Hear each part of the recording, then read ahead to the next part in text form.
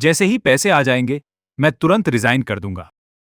वो कॉल काट देती है और फोंग चाओ से कहती है, ये चुन ने हाँ मान ली है। ये फेंग चाओ अंदर से खुश हो जाता है और सोचता है, बिल्कुल वैसा ही था जैसा मैंने सोचा था। पैसे दिखा दो तो ये गरीब लड़का तुरंत झुककर इस जगह से भाग जाएगा। फिर वो कहता है, प्रेसिडेंट किन, उसका बैंक अकाउंट नंबर भेज दो। किन होंगयांग अभी भी मुस्कुराते हुए कहती है, मैंने पहले ही तुम्हें उसका अकाउंट नंबर भेज दिया है। फेंग चाओ अपना फोन निकालता है और कहता है, मैं अभी पैसे ट्रांसफर कर देता हूं। वैसे उसकी सैलरी कितनी है? 6.7 मिलियन।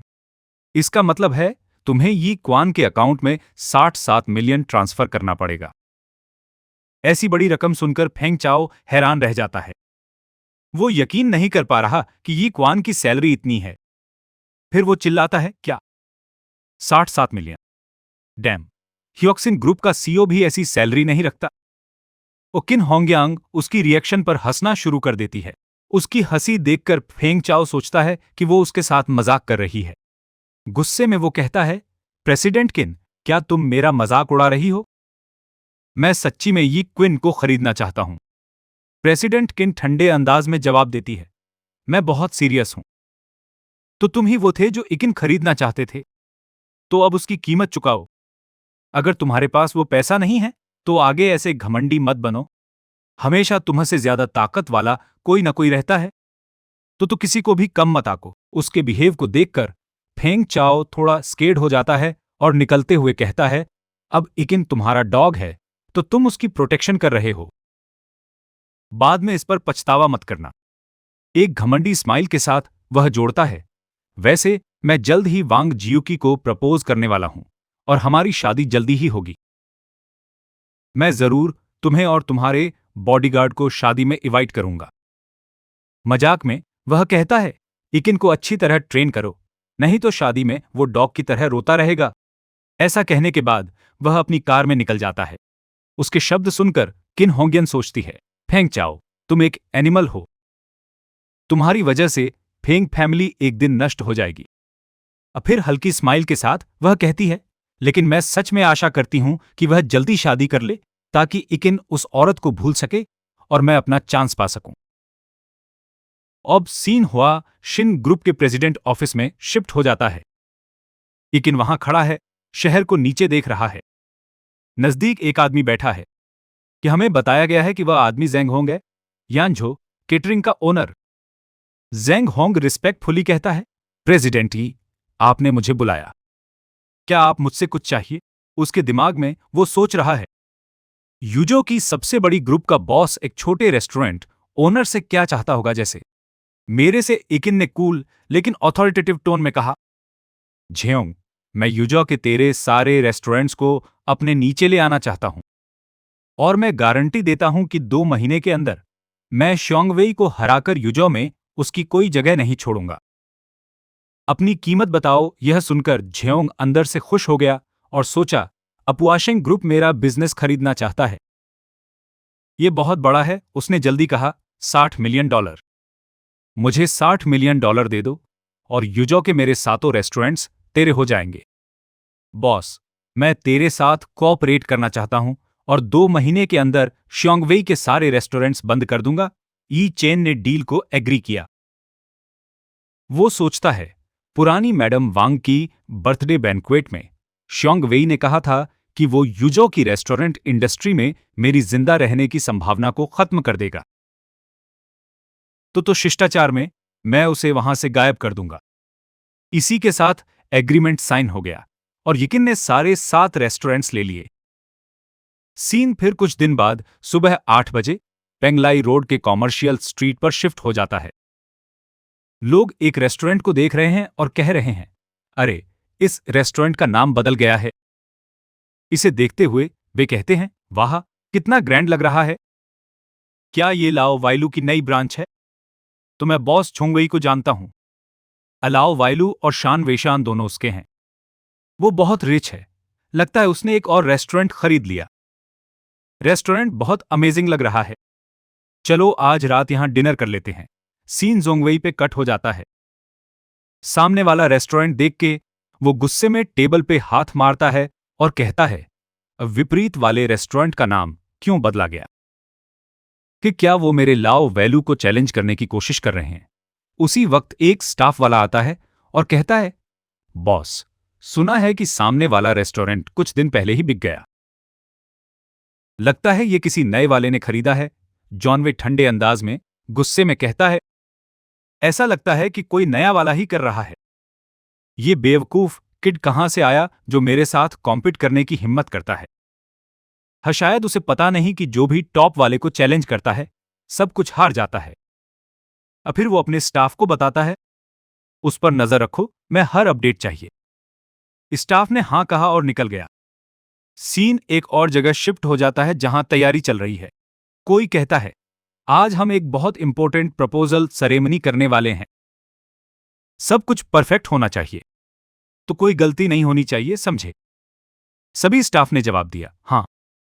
अब सीन एक लग्जरी ज्वेलरी शॉप में शिफ्ट हो जाता है।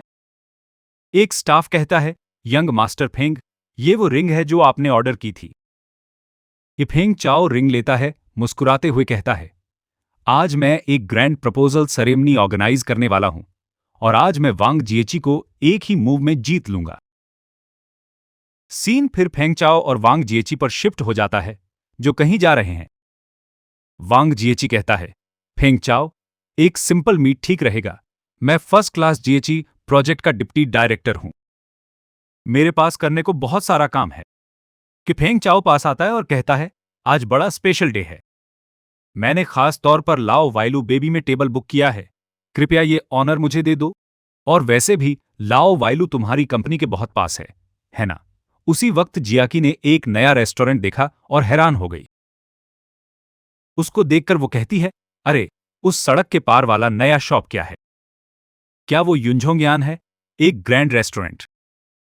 फेंग चाओ भी हैरान होकर देखे और कहता है, ऐसी ग्रैंड रेस्टोरेंट कब खुली? वो सोचता है, ये बहुत मैग्निफिसेंट है और लाओ वाइलू के बिल्कुल सामने है। ये जरूर जोंगवेई की है। अब फिर वो जिएची को कहता है, ठीक है, आज हम युंझोंगयान में खाएंगे।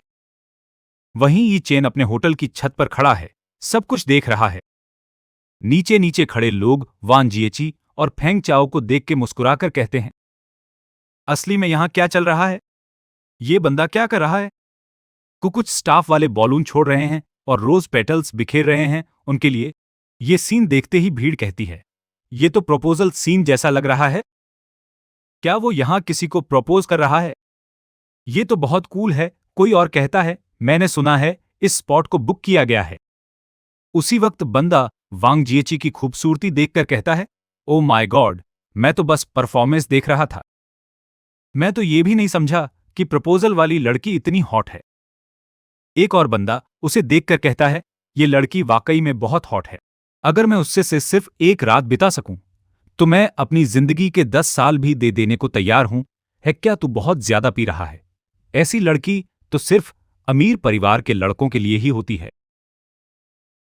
तो हम जैसे लूज लोग तो इसको ही सपने देख भी नहीं सकते। इन सब बातों को सुनकर ये चीचिन गुस्से में आ गया और गुस्से में रेलिंग की लकड़ी तोड़ डालता है। उसके गुस्से को देखकर किन होंगन चिंता से उसका नाम पुकारता है। तो फेंग चाओ की हरकतें देखते हुए यी चैन सोचता है, कमेरे रेस्टोरेंट में मेरी अनुमति के बिना तू मेरी जगह और मेरे ग्राहकों का इस्तेमाल कर रहा है और अब मेरी लड़की को प्रपोज कर रहा है। इधर से हट जाओ। उसी वक्त सेक्रेटरी झो यी चैन के पास आती है। यी चैन उससे कहता है, मैनेजर, तुरंत दूसरे फ्लोर का ये कचरा साफ कर दे और माइक्रोफोन वापस ले ले। कि सेक्रेटरी झो जवाब देती है, कहां, और चली जाती है। फेंग चाओ रिंग निकालता है और वांग जिएची को प्रपोज करने ही वाला है कि अचानक पीछे से आवाज आती है, हेलो। अपना बड़ा मोमेंट बर्बाद होते देखकर वह हैरान रह जाता है। स्टाफ अचानक उसके पास आते देख वह कहता है, अरे, तुम लोग क्या कर रहे हो? एक स्टाफ पिन निकालकर सजावटी बलून फोड़ना शुरू करता है और बाकी स्टाफ सारे डेकोरेशन को नष्ट करना शुरू कर देते हैं। इसे देख फेंग चाओ गुस्से में आ जाता है। स्टाफ उसकी सारी चीजें ले जाना शुरू कर देता है। वे ऐसा करते देख वह चिल्लाता है, तुम लोग क्या कर रहे हो? तुम मेरे बलून क्यों फोड़ रहे हो? ये मेरे प्रपोजल के लिए थे। और मेरे रोज पेटल्स साफ क्यों कर रहे हो? भीड़ उसका मजाक उड़ाते हुए कहती है, इस क्लाउन ने वाकई में रोमांटिक प्रपोजल करना चाहा था, लेकिन रेस्टोरेंट स्टाफ ने उसे बुरी तरह शर्मिंदा कर दिया और बाहर निकाल दिया। लगता है अब ये प्रपोजल नहीं होगा। इतनी सारी बातें सुनकर वांग जेची सोचता है, तो फेंग चाओ आज मुझसे प्रपोज करने वाला था। भीड़ से एक और आवाज कहती है, हाँ, मैं बस नहीं चाहता था कि इतनी खूबसूरत लड़की किसी बुरे अमीर सेकंड जनरेशन वाले को शादी कर ले। यह सुनकर वांग जेची सोचता है, अंदर से मुझे राहत क्यों महसूस हो रही है। तो फेंग चाओ गुस्से से फुल फुल करके चिल्लाता है, इस रेस्टोरेंट का ओनर बुलाओ। तुमको पता भी है मैं कौन हूं? मैं फेंग फैमिली का फेंग चाओ हूं। मेरे स्टेटस के बारे में यूजो में किसी से भी पूछ लो। उसी वक्त यिकियन सीढ़ियों से नीचे आती है और कहती है कि तुम इतना चिल्ला क्यों रहे हो? अगर तुम खाने नहीं आए हो तो बाहर निकल जाओ। मेरे कस्टमर को डिस्टर्ब मत करो। यिकियन को देखकर फेंग चाओ गुस्से में उसका नाम लेकर कहता है, मैं तुम्हारे लिए नहीं आया हूं। हट जाओ, मैं इस रेस्टोरेंट के बॉस को ढूंढ रहा हूं। उसी वक्त सेक्रेटरी झो और किन होंग्यान भी आकर यिकियन के बल में खड़े हो जाते हैं। यिकियन दृढ़ता से कहती है, मैं इस रेस्टोरेंट की बॉस हूं। यह सुनकर वान जिएची और फेंग चाओ दोनों हैरान हो जाते हैं और कहते हैं। फेंग चाओ फटकर चिल्लाता है, तुम युनजोंग यान की बॉस हो? एक्टिंग बंद करो। मैं पहले ही चेक कर चुका हूं। जियाहोंग ने सिर्फ इस रेस्टोरेंट को नहीं बेचा, ये कोई यूजो के सारे रेस्टोरेंट्स खरीद लिया है। मैंने सुना है कि उस व्यक्ति ने 60 मिलियन खर्च किए, तो तुम जैसे गरीब लड़के के पास पैसा कैसे हो सकता है? उसी वक्त यिकियन एक चींटी को बुलाती है। वो आती है और उसे बॉस कहती है। यिकियन उसे कहती है, अपनी झाड़ू से उसके चेहरे पर मारो और मैं इस महीने तुम्हारी सैलरी 10 गुना बढ़ा दूंगी। ये 10 गुना सुनकर चींटी जल्दी से आगे बढ़ती है और अपनी झाड़ू से फेंग चाओ पर हमला करती है। झाड़ू सीधे उसके चेहरे पर लगती है। वो फेंग चाओ गुस्से में चिल्लाता है, तू गंदा क्लीनर, क्या तू मरना चाहता है? क्या तू नहीं जानता मैं कौन हूं? यीचेन जवाब देता है, मुझे नहीं पता। मैं बस यहां टॉयलेट साफ करने आया हूं और मैं अपने बॉस की जो भी बात कहे वो करूंगा। फोंगचो कहता है, मैं सोच रहा था कि इस गंदे जगह में प्रपोज करते वक्त मेरे लिए सब बिगाड़ने वाला कौन है। तो फिर तू ही था। क्या मुझे जेची को प्रपोज करते देख तुझे पैनिक हुआ? क्या तुझे जलन और हार्ट ब्रोकन महसूस हुआ? यीचेन जवाब देता है, मैंने पहले ही एक जेची से तलाक ले लिया है। वो तेरी उसकी प्रपोज मेरे से कोई लेना देना नहीं रखती। ये सुनकर वांग जेची थोड़ा निराश हो जाती है। यिकिन आगे कहता है, लेकिन ये मेरा रेस्टोरेंट है और यहां तुझे मेरे नियमों का पालन करना पड़ेगा। मेरी अनुमति के बिना तू ये सब नहीं कर सकता। कि फेंग चाओ हंसते हुए कहता है, मुझे नहीं लगता कि ये रेस्टोरेंट तेरा है। यहां किसी फेमस सिंगर को होस्ट करने की बात मत करो। असल में प्रेसिडेंट किन ही पीछे से सब कुछ हैंडल कर रहा है ना? किन होंगियन आगे बढ़कर कहती है, बॉस सही है, मेरे पास कुछ शेयर तो हैं। उसके दिमाग में वह सोचती है, अपने बॉस को फॉलो करके पैसे कमाने में कोई बुरा नहीं है ना? फिर फेंग चाओ ये चेन को रिंग दिखाते हुए कहता है, ज्यादा से ज्यादा तू कुछ ही लॉक निकाल सकता है। जो यहां के लोग खर्च करते हैं उसका बस 1% से भी कम है। तू इतना अर्गंट क्यों है? लेकिन मैं अलग हूं। इस डायमंड रिंग को देख, 3 कैरेट, कीमत 40 लाख से ज्यादा है। भले ही तू अपनी पूरी जिंदगी बॉडीगार्ड बनकर काम करे, तू वांग जिएची के लिए ये कभी नहीं खरीद पाएगा। फिर वह घुटने टेक कर प्रपोज करता है, ची, शादी कर ले यार। उसकी बात सुनते ही किन होंग्यान सोचती है, फेंग चाओ खुल के ये चेन को अपमानित कर रहा है। पर अगर वांग जिएची हां कह दे तो ये चेन को जीतना मेरे लिए आसान हो जाएगा। इसी बीच ये चेन वांग जेची की तरफ देखता है। कियन सोचती है, क्या तू उसे मान लेगा? वांग जे की सोच रहा है, ये फेंग चाओ बिल्कुल भी नियमों का पालन नहीं कर रहा है और ये कियान भी यहां है। फिर वो हिचकिचाते हुए कहती है, फेंग चाओ, क्या तू मुझे थोड़ा टाइम दे सकता है सोचना के लिए? इसे देखकर फेंग चाओ सोचता है, जैसा कि उम्मीद थी, यूजहो की नंबर 1 ब्यूटी एकदम से कैसे मान जाएगी। फिर वह कहता है, ठीक है, कोई जल्दी नहीं, आराम से ले ले टाइम, लेकिन पहले ये डायमंड रिंग ले ले। ऐसा कहते हुए वह रिंग जूची को देता है और वह इसे ले लेती है। वह कहती है, जितना चाहूं उतने सारे लोग मुझे ज्वेलरी और डायमंड रिंग देने को तैयार हैं। पर उस स्पेशल पर्सन का क्या?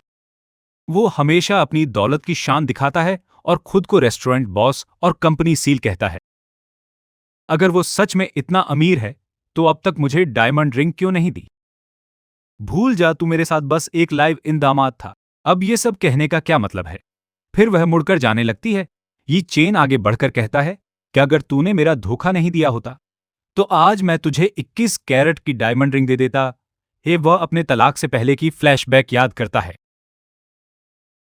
1 साल पहले उन्होंने सिनेमा में A21 कैरेट सब फिल्म देखी और उस वक्त एक जुची ने कहा कि तुमने कभी मुझे डायमंड रिंग नहीं दी, मैं कभी कुछ स्पेशल फील नहीं किया। उस वक्त उसने जवाब दिया, अफिक्र मत करो, 1 साल बाद मैं जरूर तुम्हें 21 कैरेट का डायमंड रिंग दूंगा। अब सीन वापस प्रेजेंट में आया है।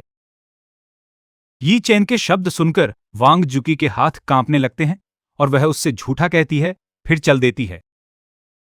किन होंग्यान यी चेन के पास आती है और कहती है, हालांकि वांग जुकी ने आज मना नहीं किया, उसने रिफ्यूज भी नहीं किया। शायद कुछ और ट्राई करने के बाद वह एग्री कर लेगी। प्रेसिडेंट, क्या आप भी चाहते हैं कि वांग जिएची फेंग चाओ से शादी करे और शादी के बाद आप अपना आइडेंटिटी हुआशान ग्रुप के प्रेसिडेंट के तौर पर उजागर कर दें ताकि उसे रेग्रेट से बचने का कोई चांस न रहे? यी चेन अपनी चाय की कप रख देता है और कहता है, तुम आधे सही हो। और शादी के बाद नहीं, बल्कि शादी वाले दिन। मैं वांग जिएची को उसी दिन बताना चाहता हूं जब वह समझती है कि वह रिच फैमिली में शादी कर रही है।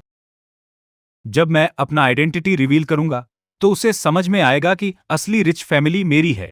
अब वह दिमाग में उस मोमेंट को इमेजिन करता है। वो दिन उसके लाइफ का सबसे हैप्पीएस्ट डे होना चाहिए था। पर ये चेन उसे ऐसा ट्रुथ दिखाने वाला है जो उसके वर्ल्ड को पूरी तरह शैटर कर दे।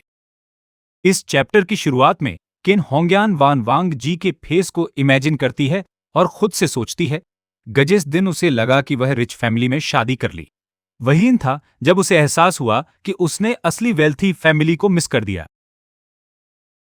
यह पूरी तरह से रुइनस है। लगता है किन सच में वांग ज्यूकी को वापस लाना चाहती है। फिर वह चेन के फेस को देखती है और सोचती है, नहीं, लग रहा है चेन की कोई इंटेंशन नहीं है वांग जिएची को रिटर्न करवाने की। उस मोमेंट पर चेन किसी को इन आने को कहता है। उसकी आवाज सुनकर एक स्टाफ मेंबर अंदर आता है और रिपोर्ट करता है, बॉस, आप राइट थे। हमने सर्विलांस चेक किया। स्टेज पर जाने से पहले हमारे सिंगर का माइक्रोफोन स्विच हो गया था। अगर आपने टाइम पर रिप्लेस नहीं किया होता तो आज का परफॉर्मेंस पूरी तरह रुइनड हो जाता। किन होंगियन चेन को इडॉल की तरह देखती है और सोचती है, चेन की ऑब्जर्वेशंस स्किल्स वाकई में टेरिफिक हैं। फिर स्टाफ वाला उस बंदे को लाता है जिसने माइक्रोफोन स्विच किया था। 2 स्टाफ वाले उसे खींचते हुए अंदर ले आते हैं। स्टाफ कहता है, सर्विलांस से हमने देखा कि असली क्यूलिप्ट गेस्ट में ही छुपा था। हम उसे यहां लाए। वो आदमी कांपते हुए पूछता है, तुम लोग क्या कर रहे हो? मेरे से क्या चाहिए? मैं बस अपने फ्रेंड्स के साथ ड्रिंक कर रहा था। अगर तुम्हारे पास कुछ कहना है तो सीधे कह दो, चिन ठंडे अंदाज में उससे पूछता है। अझोंग वेई ने तुम्हें भेजा था। आदमी हंसते हुए जवाब देता है, अझोंग वेई कौन है? मैं उसे नहीं जानता। चिन उसकी एक्सप्रेशन देखता है और सोचता है, उसकी आंखें मेरी से बच रही हैं, साफ है वही है। अब फिर वह ठंडे लहजे में कहता है, अपना फोन दे दे। आदमी पैनिक में चिल्लाता है, मेरा फोन? तुम कौन हो सोच रहे हो? चुन स्टाफ को देखकर शांति से कहता है, लगता है हमें फोर्स से लेना पड़ेगा। उसी वक्त किन होंगियन आगे बढ़कर कहती है, प्रेसिडेंट चुन, मुझे इसे हैंडल करने दो। चुन हैरानी से देखता है और सोचता है, भले ही वो पतला दिखे फिर भी वो एक आदमी है। किन होंगियन उसे कैसे काबू में करेगी? किन होंगियन के पास आते देख आदमी नर्वस हो जाता है कि फिर भी वो उसकी बॉडी देखकर बेझिझक ब्लश होते हुए कहता है, तेरी बॉडी बुरी नहीं है। कल मैं जिन लड़कियों के साथ प्ले किया था उनसे तू 10 गुना बेहतर है। किन होंगियन आगे बढ़ती है, एक झटके में उसे गिरा देती है और कहती है, तेरे फोन में जरूर वही क्यूलिप्ट का कांटेक्ट होगा, है ना? आदमी उसकी ताकत से शॉक हो जाता है। किन होंगियन जबरदस्ती उसे फोन अनलॉक करवाती है तो वो पैनिक में चिल्लाता है, छोड़ो मुझे, जैसे ही फोन अनलॉक होता है, वह उसे किन को फेंक देती है। किन जल्दी से उसे सावधान रहने की चेतावनी देती है, पर उसकी ध्यान हट जाने से वो आदमी फ्री हो जाता है और अचानक उस पर हमला करता है, चिल्लाते हुए, तुम गंदी औरत, मेरे फोन को छीनने की हिम्मत कैसे हुई? तो कि मैं तुझे मार डालूंगी। फिर भी किन होंगयांग उसे आसानी से संभाल लेती है। वो उसके कंधे को पकड़ लेती है और फिर से जमीन पर फेंक देती है। फिर से हार कर वो आदमी गुस्से में आ जाता है। किन होंगयांग उसे रोक लेती है और शांति से कहती है, माफ कीजिए प्रेसिडेंट चेन, आपकी टीम में खलल डालने के लिए। फिर वो उसकी बांह मोड़ देती है, जिससे वो दर्द में चिल्लाने लगता है। सेक्रेटरी छोटी बच्ची की तरह उत्साह से दौड़ते हुए कहती है, अब प्रेसिडेंट किन तो कमाल की है, कृपया मुझे अपनी प्रोटेक्शन में ले लो। वो आदमी मुश्किल से खड़ा होता है और बेशर्माना चिल्लाता है कि अगर तेरे में हिम्मत है तो बेड़ में मेरे साथ लड़, मैं तुझे नष्ट कर दूंगा। इसे सुनकर किन होंगयांग गुस्से में आ जाती है। वो उसके सीने पर पैर रखती है और ठंडे अंदाज में कहती है, जहां भी लड़ाई हो, मैं हमेशा नाम चलाने वाली हूं, पर तू तो काबिल भी नहीं, सिर्फ असली ताकतवर आदमी ही मेरे साथ मुकाबला कर सकता है। उसकी ये बात सुनकर किन हैरान होकर सोचती है, तो किन होंगयांग की नजर बेहद तेज और साफ है। फिर किन कहती है, उसके फोन में जोंगवेई के साथ चैट रिकॉर्ड्स वाकई हैं। मैं उससे कांटेक्ट करूंगी, वह तुरंत कॉल कर देता है। इसे देखकर किन होंगयांग शांति से किन को देखते हुए सोचती रहती है। आखिरकार उनका 3 साल का रिलेशनशिप था। शायद चेन को अभी भी वांग जिएची जैसी युवा लड़की के लिए कुछ फीलिंग्स हैं, पर यह इसलिए है क्योंकि उसने अभी तक असली औरत को एक्सपीरियंस नहीं किया। एक बार जब वो करेगा तो उसे एक परिपक्व औरत की असली चार्म समझ आएगी। वो एक फैंटेसी में खो जाती है जहां वो चेन के साथ है, उसके ऊपर बैठी मुस्कुरा रही है। उस वक्त शोंगवेई ने कॉल उठाई और बोला, बोल छोटा सोंग जी। कि चेन की आवाज दूसरी तरफ से आ रही है, बॉस झोंग, बहुत टाइम हो गया मिले नहीं। ये अनजान आवाज सुन के शोंगवेई ने भौहें चढ़ा ली और सोचा, ये तो संजी की आवाज नहीं है। पूछा, तुम कौन हो और तुम संजी का फोन क्यों यूज कर रहे हो? चेन ने कूली जवाब दिया, बॉस श्योंग, तुम्हारी मेमोरी बहुत खराब है। सिर्फ कुछ दिन पहले तुमने यूनो में मेरा बिजनेस बंद करने की कोशिश की थी और अब तुम मुझे भी नहीं पहचानते। ये सुन के शंगवेई समझ गया और बोला, ओह, तो तुम वही वांग फैमिली के बेकार जमे हुए दामाद हो। तो तुम्हें क्या चाहिए? चेन ने ठंडे अंदाज में जवाब दिया कि तुमने अपने लोगों को मेरे रेस्टोरेंट में दिक्कत बनाने के लिए भेजा। तो मुझे ही पूछना चाहिए था, तुम्हें क्या चाहिए? झोंगवेई नर्वस होकर बोला, क्या तुमने यूनान रेस्टोरेंट खरीद ली? उसने खुद से सोचा, क्या वो वांग फैमिली का वही दामाद नहीं है? इतने पैसे और पावर उसके पास कैसे है? फिर घमंड में कहा, तुम रिवेंज चाहते हो? इतना पैसा और पावर उसके पास कैसे आया? फिर घमंड में कहा, तुम रिवेंज चाहते हो? बेटा, मैं तो खाने की इंडस्ट्री में दशकों से हूं, तो तुम मुझे हरा नहीं सकते, चेन ने कहा। फिर बस देखो क्या होता है। उसने खुद से सोचा, अगर वो गंदे तरीके यूज करता है तो मुझे भी वही करने में कोई दिक्कत नहीं। 20 मिनट बाद सीन लुओ बाय लुओ रेस्टोरेंट में शिफ्ट हो जाता है। हम देखते हैं ग्वाई और उसका मास्टर लॉर्ड लो। ग्वाई पूछता है, लॉर्ड लो, सब लोग आ गए हैं? लॉर्ड लो गुस्से में कहता है, यंग मास्टर ने कहा कि हमें लुओ बाय लुओ में थोड़ा ट्रबल मचाना चाहिए। सबको पता है क्या करना है ना? हां, उसी वक्त एक स्टाफ वाला झोंगवेई के पास दौड़ता हुआ रिपोर्ट करता है, रिपोर्ट, कई मेहमान आ गए हैं और सब फॉरेन हैं। यह सुनते ही झोंगवेई बहुत खुश हो जाता है और कहता है, एक्सेलेंट, शेफ्स को बताओ कि पूरी मेहनत से पकाओ और बढ़िया सर्व करो। लेकिन कुछ देर बाद दूसरा स्टाफ वाला दौड़ते हुए कहता है, बैड न्यूज, सभी मेहमानों के मुंह से फोम निकल रहा है और वो गिर पड़े हैं। यह सुनते ही झोंगवेई पैनिक मोड में चला जाता है। वो जल्दी से आगे बढ़ता है और चिल्लाता है, उन्हें बचा लो। हम देखते हैं कई लोग जमीन पर लेटे हुए हैं। इसे देखकर उसके चेहरे की स्माइल गायब हो जाती है। इसी बीच चेन और किन होंगयन अपने रेस्टोरेंट से बाहर निकलते हैं। विपरीत रेस्टोरेंट में बड़ी भीड़ देखकर किन होंगयन पूछते हैं, वहां क्या हुआ? एक आवाज जवाब देती है, ये तो मैस फूड पॉइजनिंग का केस है। साउथ ईस्ट एशियन के सैकड़ों मेहमान वहां खाकर जहर खा गए हैं। ओ भगवान, एम्बुलेंस भी कम पड़ रही हैं। चेन आगे बढ़कर शांति से कहता है।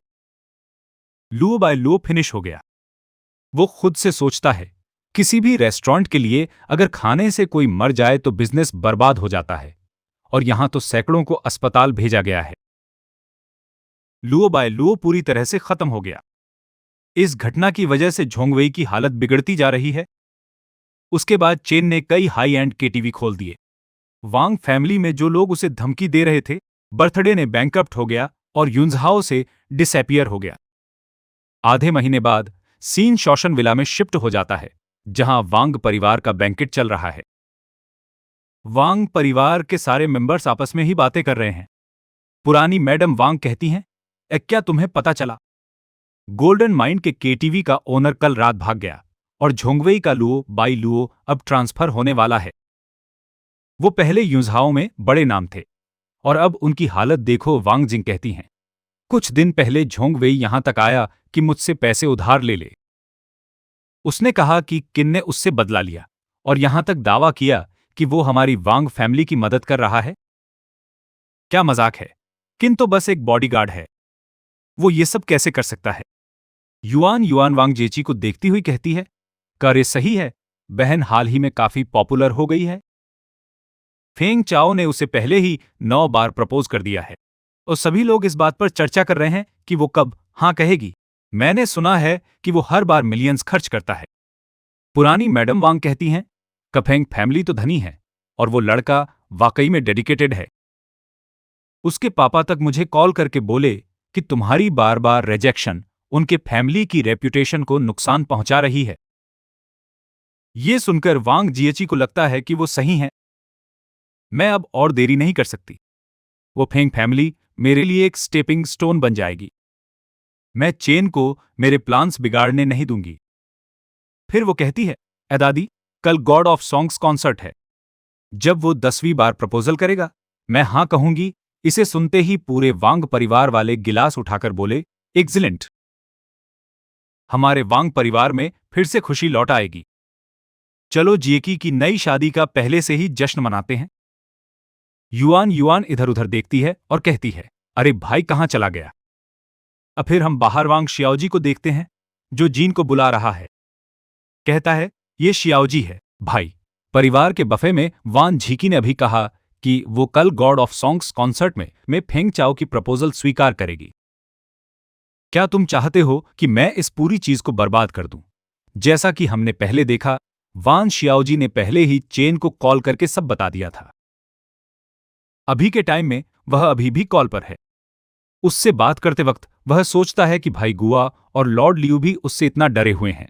इसका मतलब है कि उसके पीछे एक बहुत ही अनकही और डरावना बैकग्राउंड छुपा है, कि वह पक्के इरादे से तय करता है कि वो कभी भी उस लड़की को गुस्सा नहीं होने देगा। फिर वह आगे कहता है कि वांग जेची बहुत ही स्टूप है और अगर चेन चाहता है तो वह उसे एक लेसन दे सकता है। उसके एक ही शब्द से वह उसकी सोच पूरी तरह डिस्ट्रॉय कर सकता है। फोन की दूसरी तरफ से एक आवाज ठंडे तौर पर जवाब देती है, उसे रोक मत, उसे एग्री करने दे। इसे सुनते ही वांग शियाओजी हैरान हो जाता है और पूछता है कि चेन वो फांग चाओ वाले को जीतने क्यों दे रहा है। वह कहता है कि दोनों ने चेन को ऑफेंड किया था, फिर भी चेन ने उसे इतना उन्नत करने में मदद की। अगर वह फांग चाओ को नहीं हराएगा तो उसका दिल शांति नहीं पाएगा। चेन ठंडी आवाज में जवाब देता है, उसे चिंता मत करने को कहता है। वांग चाओ की कंडीशन अंत में उसकी से भी ज्यादा बुरी हो जाएगी। जैसे ही वांग शियाओजी सुनता है कि वांग चाओ उसके से भी ज्यादा सजा झेलेगा, वह खुद को खुश हुए बिना नहीं रह पाता। हंसते हुए वह चेन को भरोसा दिलाता है कि जहां जहां वांग जिएची रहती है, वह हमेशा अकेले ही सोती है और दिन में भी वह सिर्फ पब्लिक प्लेसेस या अपनी कंपनी में ही जाती है। चेन उदासीनता से जवाब देता है कि चाहे कुछ भी हुआ हो, उसका उससे कोई लेना देना नहीं है। वांग शियाओजी फिर कहता है कि हम सब लड़के हैं और चेन चाहे कहे कि फर्क नहीं पड़ता, दिल के अंदर तो उसे जरूर नहीं चाहिए कि उनके बीच कुछ भी हो। ये सुनकर चेन टिप्पणी करता है कि शियाओजी के शब्द अब थोड़े साइकोलॉजिकल होते जा रहे हैं। वो वाकई आगे बढ़ रहा है, अब पहले जैसा नहीं रहा। फिर श्याओजी कहता है कि अगली लाइन और भी डीप होगी। चेन थोड़ा हंसते हुए उसे आगे बढ़ने को कहता है। श्याओजी बिन झिझक पूछता है, तेरी बहन से शादी कैसे रहेगी? वो कहता है कि उसकी बहन एकदम परफेक्ट वाइफ मटेरियल है, और आगे बताता है कि दादी कहती हैं बड़ी कूल्हे वाली लड़कियां बेटे को जन्म देती हैं। ये सुनते ही चेन अचानक वान युआन युआन को याद करता है और गुस्सा उसके चेहरे पर झलकता है। वह तुरंत श्याओजी को हांग अप करने को कहता है और कॉल कट जाता है। फौरन बाद में श्याओजी एक मैसेज भेजता है, उसकी बहन के प्राइवेट सेल्फी जो उसने चुपके से उसके फोन से चुरा ली थी। किकिन वांग युआन युआन की फोटो देखना शुरू करता है। जल्दी ही एक और मैसेज आता है, पूछता है उसे कैसे लगा। कहता है कि वांग जेची तो खूबसूरत है, पर उसकी बहन का फिगर और भी अद्भुत है और किन कभी उसे फॉरगेट नहीं कर पाएगा। इन फोटो को देखकर चिन गुस्से में आ जाता है और सीधे उसे ब्लॉक कर देता है। तो कुछ देर बाद वह अपनी कुर्सी पर बैक लेट के आराम करता है और अपने आप से सोचता है, जूची, अब तू आखिरकार फेंग चाओ से शादी करने वाला है। अब तुम दोनों खुले तौर पर साथ रह सकते हो। सीन फिर गॉड ऑफ सॉन्ग्स कॉन्सर्ट की तरफ शिफ्ट हो जाता है। पूरा स्टेडियम चमकते लाइट से रोशन है। एक व्यक्ति स्टेज पर आता है और ऐलान करता है कि नया गाना एक ऐसे फैन के लिए है जो लड़की को एडमायर करना चाहता है। फिर परफॉर्म करना शुरू करता है। वो कहता है कि वो इस गाने को अपनी गर्लफ्रेंड वांग जिएची को लव लेटर के तौर पर डेडिकेट करना चाहता है और अभी इस पल में वो प्रपोज भी करना चाहता है। फिर फेंग चाओ वांग जिएची के सामने घुटने टेक कर एक रिंग निकालते हुए पूछता है, क्या तू मुझसे शादी करेगी? उनके आसपास का भीड़ झकझोरते हुए चीयर्स मारती है। एक्सेप्ट कर ले यारद, रोमांटिक बोलते हुए डायमंड रिंग की तारीफ करती है और कहती है कितनी कूल है। वांग जिएची फैट चाओ का प्रपोजल एक्सेप्ट करके रिंग उससे ले लेती है। उसी टाइम पर किन होंगयांग भी कॉन्सर्ट में मौजूद है। जब वो वांग जिएची को प्रपोजल एक्सेप्ट कर देखती है तो संतुष्ट होकर मुस्कुराती है और चलती हुई निकल जाती है। सोचती है कि वांग जिएची और किन के बीच का सारा मामला अब खत्म, और अब वो किन जैसा बढ़िया मैन अपने लिए ले लेगी। सीन फिर से रोजिला में शिफ्ट हो जाता है, जहां बाहर भारी बारिश टपक रही है। चेन गेट खोलता है और किन होंगयांग का नाम पुकारता है। वो भीग कर आती है, माफी मांगते हुए बताती है कि कॉन्सर्ट से लौटते समय उसका टिकट खो गया था। ट्रैफिक बिल्कुल खराब था और स्टेडियम छोड़ने में आधा घंटा ही लग गया। चेन उसे अंदर ले जाता है। वो सोफा पर बैठती है और चेन उसे एक टॉवल लाता है। जब खुद को सुखा रही होती है तो उसे एक और न्यूज बताती है। तो फैन चाओ ने आज कॉन्सर्ट में वांग जिएची को प्रपोज किया और उसने हां कह दी। इसे सुनकर चेन की आंखें हैरान होकर बड़ी हो गईं। फिर वो बाहर देखता है और कूल होकर कहता है कि आज से फैंग फैमिली के खिलाफ उसका रिवेंज ऑफिशियली शुरू हो गया। फैंग फैमिली यूजो में फर्स्ट क्लास फैमिली है। शादी की तैयारी में टाइम लगेगा, पर फैंग चाओ और वांग जूकी की शादी से पहले वो उन्हें फर्स्ट क्लास स्टेटस से सेकंड ग्रेड में ले आएगा। फिर वो किन होंगयांग से कहता है कि वो फैंग फैमिली के बारे में सब बताए, क्योंकि वो उन्हें अच्छी तरह जानती है। तो वो बताती है कि अभी फैमिली फैंग सुजू, फैंग चाओ के पापा द्वारा मैनेज की जा रही है। उनका सबसे बड़ा बिजनेस याजिया एक्सप्रेस होटल है, जिसका नेशन वाइड चेन है। यूजो में ही उनके पास 28 होटल हैं और कीशिंग और होताई जैसे आसपास के इलाकों में तो और भी बहुत सारे हैं। कुछ साल पहले उनका ब्रांड पब्लिक हुआ और वैल्यू $10 बिलियन तक पहुंच गई, पर अब ये सिर्फ $3 बिलियन रह गई है। चिन ने एनालिसिस किया कि उनका फोकस इकोनॉमी और स्टार होटल के बीच लाइट लग्जरी सेगमेंट पर है। शुरुआत में उन्होंने तेजी से एक्सपैंड किया, यहां तक कि छोटे शहरों में भी पैर जमाया। अंकल डब्ल्यू की मदद के बिना तो वे पहले ही बैंकरप्ट हो चुके होते। नाम सुनते ही डब्ल्यू कि चिन हिंगु युन सोचते हैं कि क्या वह विश्व प्रसिद्ध होटल मास्टर लवर डब्ल्यू की बात कर रहे हैं, और पूछते हैं कि चिन को उसके साथ इतना परिचित क्यों लग रहा है। चिन जल्दी से उसे कॉल करके बहुत समय बाद गर्मजोशी से ग्रीट करते हैं। दूसरी तरफ का आदमी डब्ल्यू भी खुशी से जवाब देता है। उसे क्रिस कहता है और बताता है कि उसने सुना है कि चिन ने अपना live in son in law trial पूरा कर लिया है और अब बिजनेस वर्ल्ड में कदम रखने वाला है। चिन पुष्टि करते हैं और कहते हैं कि वह बिजनेस के बारे में बात करने के लिए कॉल कर रहे हैं। वह चीन में जियाजिया होटल नाम के ब्रांड के बारे में पूछते हैं। डब्ल्यू को याद आता है और बताता है कि फोंग परिवार का होटल बिजनेस संघर्ष कर रहा है और उन्होंने कई बार उसकी मदद मांगी थी। वह पूछते हैं कि क्या चेन चाहते हैं कि वह फिर से उनकी मदद करे। चेन ठंडे अंदाज में जवाब देते हैं, नहीं, बल्कि वह चाहते हैं कि वह उन्हें नष्ट करने की दिशा में धकेल दे। डब्ल्यू हंसते हैं और कहते हैं कि लगता है वो बदकिस्मत आदमी गलत व्यक्ति को नाराज कर गया। वह सहमत होते हैं और एक्शन लेने का फैसला करते हैं, यह सोचकर कि चूंकि परिवार का अगला वारिस मदद मांग रहा है, उन्हें कदम रखना पड़ेगा। इन सब को सुनकर जिन होंगयांग हैरान रह जाती हैं। वह समझती हैं कि सिर्फ एक फोन कॉल से किन पूरी फांग परिवार को नष्ट कर सकता है। वह उसके पास जाकर कहती हैं कि भले ही फांग सुजोऊ डब्ल्यू की सलाह मान ले, फिर भी निवेश के फेल होने में समय लगेगा। इसी बीच फांग चाओ और वांग जेची की शादी 2 महीने के अंदर हो सकती है। किन जवाब देता है कि उसे पहले ही पता है और उसने पहले से ही एक्शन के लिए लोगों को तैयार कर रखा है। किन होंगयान को यह देखकर झकझक हो जाता है कि उसने सब कुछ कितना आगे तक प्लान कर रखा था।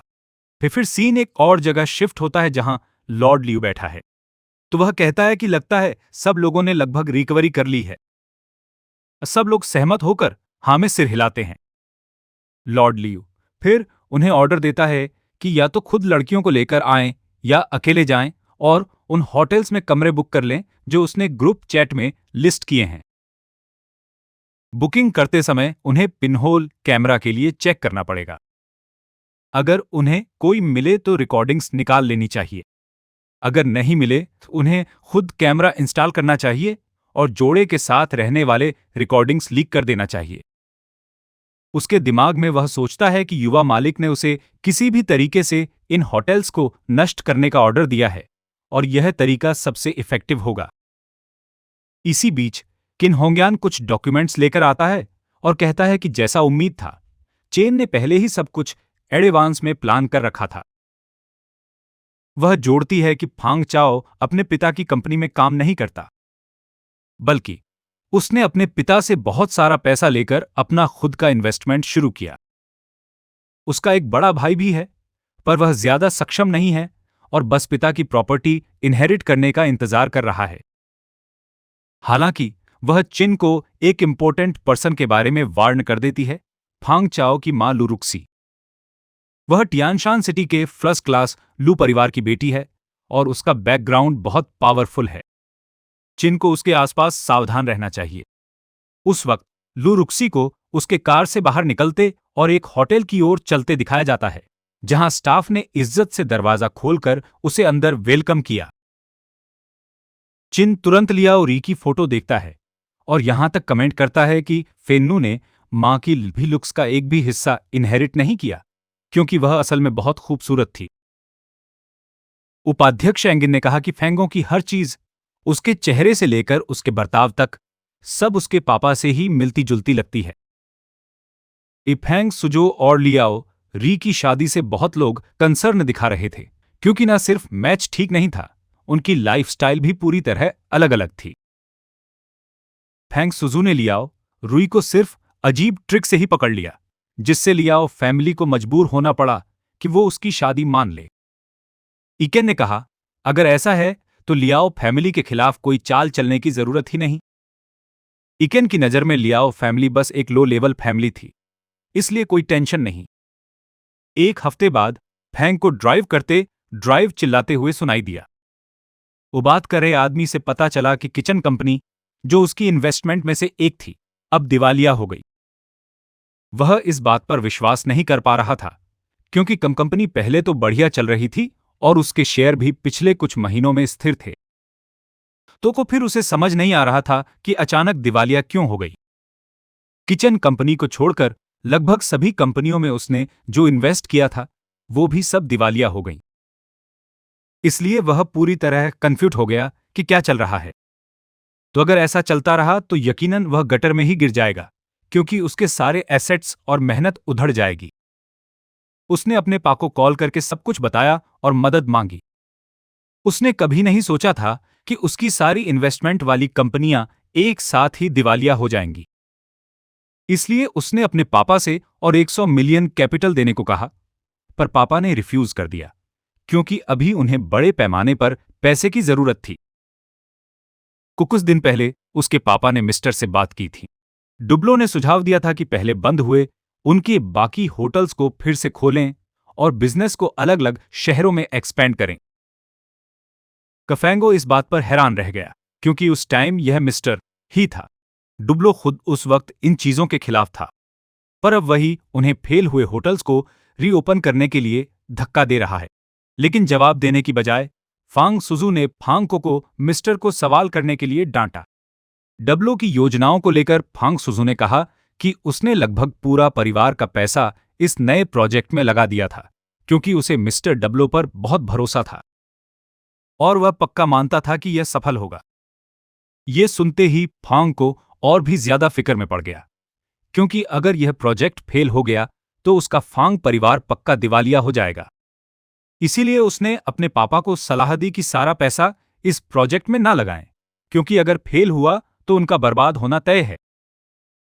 लेकिन सुनने की बजाय फांग सुजू ने अपने बेटे को और ज्यादा डांटा कि उसने उसे लेक्चर देने की कोशिश की। वो बात को खत्म करने के लिए उसने बस फांग को 5 मिलियन दे दिया। उसने उसे कहा कि वह बस चुप रहे और अपनी बेकार बातों को बंद करे। ये सुनते ही फांग को बहुत खुश हो गया और उसने वादा किया कि पापा की दी हुई 5 मिलियन को 5 बिलियन में बदल देगा। कॉल के बाद जे ने फांगो से पूछा कि वह इतना खुश क्यों दिख रहा है। अब फांगो ने जवाब दिया कि उसका पापा उसे 5 मिलियन दे रहा है ताकि वह अपनी इन्वेस्टमेंट्स का फिर से स्टार्ट ले सके। उसने जे से भी पूछा कि उसके जैसे अमीर आदमी से एंगेज होना कैसा लगता है और वादा किया कि कुछ ही महीनों में वो 5 मिलियन को 5 बिलियन में बदलना दिखाएगा। ये सुनते ही जे ने फांगो की तारीफ की तो उसने कहा कि फांग के पापा के लिए पैसा कभी समस्या नहीं था। फांग के हंसा और अपने पापा की तुलना येन के पापा से की जो अपने बेटे को एक भी सिक्का नहीं दे पाते थे। तो उसने जे से भी पूछा कि अब जब वो शादी के कगार पर हैं तो एक दूसरे को क्या बुलाएंगे। अजय ही हकलाते हुए बोला कि हम एक दूसरे को कुछ भी बुला सकते हैं। हैनी उसे अभी भी ये चैन याद आया क्योंकि 3 साल तक वह उसे यही बुलाती आई है। आकाश वह ये उस वक्त फ्री लोडिंग लिव इन दामाद ना होते तो उसे किसी और को ढूंढना ना पड़ता। लेकिन अगर यही उनका किस्मत है तो इसे भूल के आगे बढ़ना बेहतर है। फिर उसने फांगको को कॉल किया और उसे यूनान रूप में साथ चलने को कहा क्योंकि वह खुद प्रेसिडेंट और वाइस प्रेसिडेंट उन्युआन को शादी का इनविटेशन देना चाहती थी। एफेंगको ने हाँ कहा, पर वो सोच रहा था कि उसने यान का जिक्र क्यों नहीं किया। जे ने बताया कि येन उसका एक्स हस्बैंड था, इसलिए उसे शादी में बुलाना ठीक नहीं रहेगा। फेंगको ने बस एक इनविटेशन लेटर निकाला क्योंकि उसके हिसाब से अगर येन आए तो शादी और भी मजेदार होगी। उसने लेटर में यहां तक लिखा कि अगर आइकेन वाकई में मर्द है तो शादी के दिन जरूर आना चाहिए। ऐसे करके वो येन को दिखा देगा कि हाई एंड वेडिंग बैंकेट कैसा होता है। इनविटेशन लेटर लिखने के बाद फेंगको मुस्कुरा गया क्योंकि अगर येन आएगा तो वो उसे सभी मेहमानों के सामने बुरी तरह शर्मिंदा कर देगा। फेंगको ने फिर जेई के कंधे पर हाथ रखा और उसे रात को साथ सोने का न्योता दिया क्योंकि वे दोनों शादी के कगार पर थे। तो वो चाहता था कि कोई उसके बगल में सोए ताकि हाल ही में निवेश में हुए नुकसान से जो तनाव था उसे रिलीज कर सके। कि पर जेई ने मना कर दिया, यह बहाना बनाते हुए कि उसकी दादी नहीं मानेंगी क्योंकि अभी तक शादी नहीं हुई है। अभी के लिए फेंगको को इंतजार करना पड़ेगा शादी के बाद ही एक ही बिस्तर पर सोने का। इसे सुनकर फेंगको ने बस एक लंबी आह निकाली क्योंकि उस बूढ़ी औरत की सोच बहुत पुरानी थी। पर उसके दिमाग में वो सोच रहा था कि वो जेई को पूरी तरह खा जाएगा और जब उससे थक जाएगा तो उसे छोड़ देगा। जेई के दिमाग में आइकेन के लिए उसका प्यार अभी तक नहीं घटा है, इसलिए उसके अंदर अभी भी कुछ ऐसा है जो किसी और आदमी के साथ रहने को रोकता है। ऊपर चूंकि यीचेन उसे अच्छी जिंदगी नहीं दे सकता, इसलिए अगर वो इस बार फेंगको को चुने तो उसे दोष नहीं देना चाहिए। भले ही वह अभी भी यीचेन से प्यार करती हो, वह यह नहीं कह सकती कि फेंगको के साथ उसका भविष्य अच्छा नहीं होगा। पर येन की तुलना में यीचेन लगभग हर पहलू में फेंको से आगे है। ईमानदारी से कहूं तो फेंको के पास सिर्फ एक ही चीज में फायदा था, और वही सबसे ज्यादा अहम चीज थी।